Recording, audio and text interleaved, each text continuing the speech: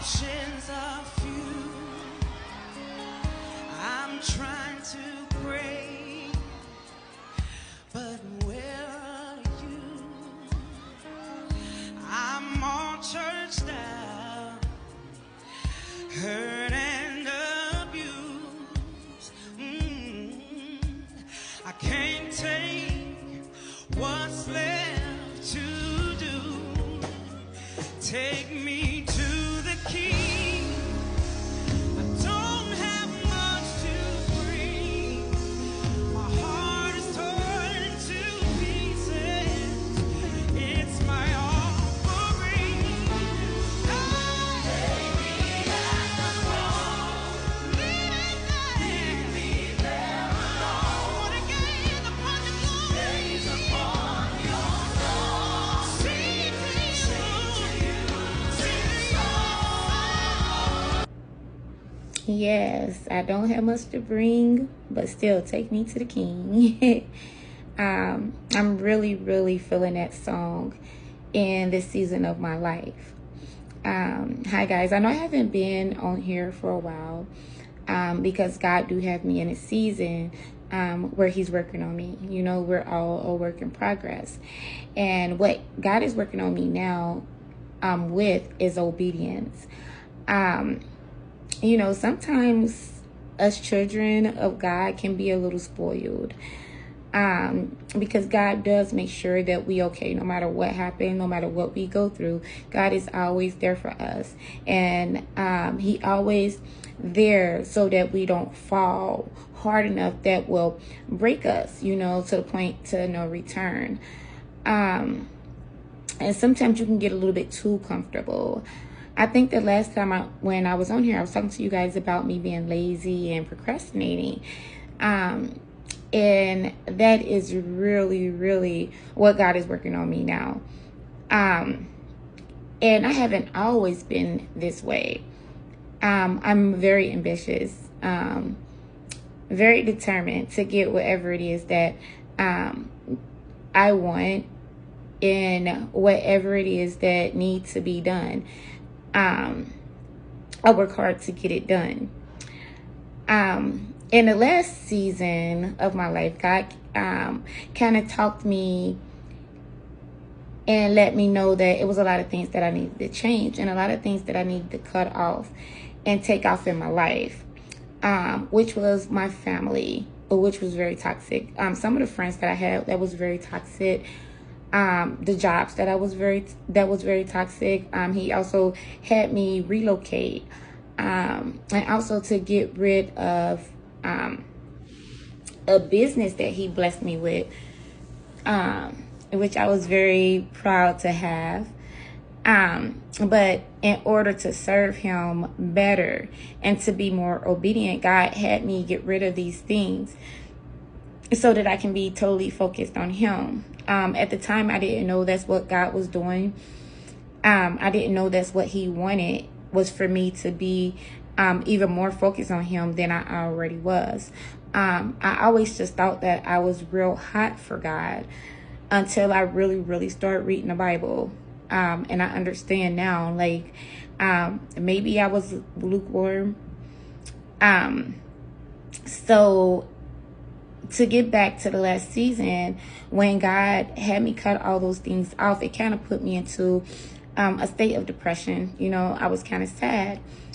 And I was in a grieving process, because when you have to get rid of people that's important to you, it's kind of like a death in life. You know, you have to learn how to really move on without these people, even though they was toxic to you.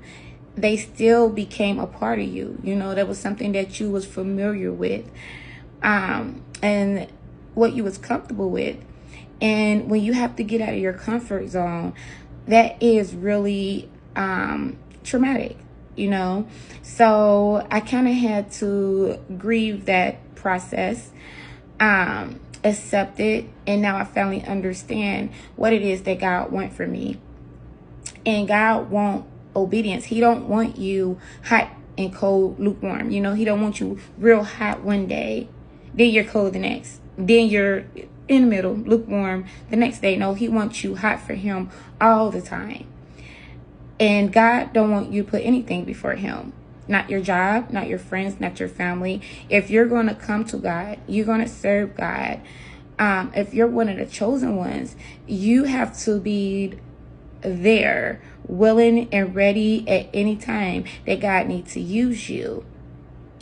And you have to realize that when you give yourself to God, it's not about you anymore. So no matter how depressed you are, no matter how tired you are, no matter how sad you are, God don't care nothing about that.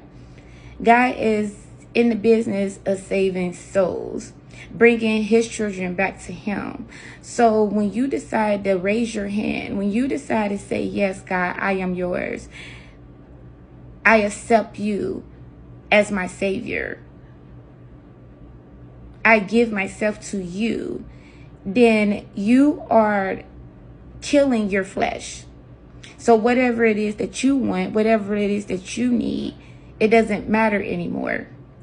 But trust and believe, anything that you want, anything that you need doesn't compare to the blessings that God give you for you being obedient. So in order to be obedient, you do have to make a sacrifice. What are you sacrificing? You're sacrificing the world. You're sacrificing yourself, your own thoughts, you know. You completely putting all your trust into God. And right now, that is what God is teaching me. And he's teaching me to be obedient because, like I said, I've been a big procrastinator lately. I've been kind of lazy lately. And obedient is kind of put at the forefront right now, because in order for you to serve God, you have to be able to listen to him. You have to be able to hear him, so you know what it is exactly that you're supposed to be doing in this season. So I put myself on a fast. It's a 6-month fast. And I say I put myself on it. Is God really telling me that this is what I need to do so that I can become more obedient to him, and so that I can be hot for him, you know, as I go on a journey to handle my Father's business, his business. Everything that I do from this moment on, from this day on, I don't care what it is through God. It's what he wants me to do, and what I want to do is no longer important to me. So in order for this to be accomplished, I have to be obedient. Let's talk about obedience for a second. So what does obedience look like? Well, according to 2 Corinthians verse 10:5, it states, casting down imaginations and every high thing that exalts itself against the knowledge of God, and bringing into captivity every thought to the obedience of Christ. So what does this mean exactly? Casting down imaginations and every high thing that exalts itself against the knowledge of God, meaning knowing how to eat the meat and throw away the bone. So if you read the Bible, you study the Bible, you understand the Bible, and you have a relationship with God, you know the truth, you understand the truth.